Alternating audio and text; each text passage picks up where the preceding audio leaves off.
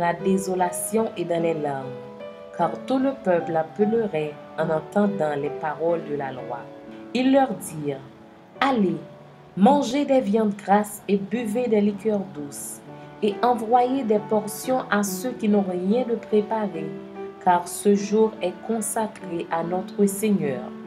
Ne vous affligez pas, car la joie de l'Éternel sera votre force. Les Lévites calmaient tout le peuple en disant, taisez-vous, car ce jour est saint, ne vous affligez pas.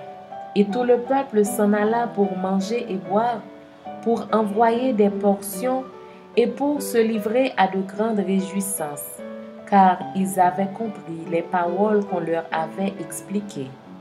Le second jour, les chefs de famille de tout le peuple, les sacrificateurs et les Lévites s'assemblèrent auprès d'Esdras, le scribe, pour entendre l'explication des paroles de la loi.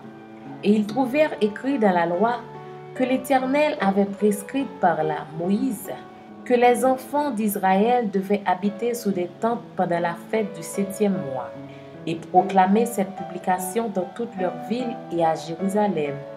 Aller chercher à la montagne des rameaux d'olivier sauvages, des rameaux de myrte, des rameaux de palmier et des rameaux d'arbres touffus pour faire des tentes comme il est écrit. Alors le peuple alla chercher des rameaux et ils se firent des tentes sur le toit de leur maison, dans leur cour, dans les parvis de la maison de Dieu, sur la place de la porte des eaux et sur la place de la porte d'Éphraïm. Toute l'assemblée de ceux qui étaient revenus de la captivité fit des tentes, et ils habitèrent sous ces tentes depuis le temps de Josué, fils de Nun, jusqu'à ce jour.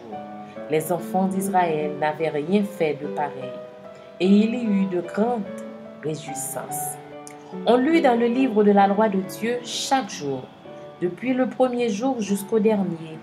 On célébra la fête pendant 7 jours, et il y eut une assemblée solennelle le 8e jour, comme cela est ordonné.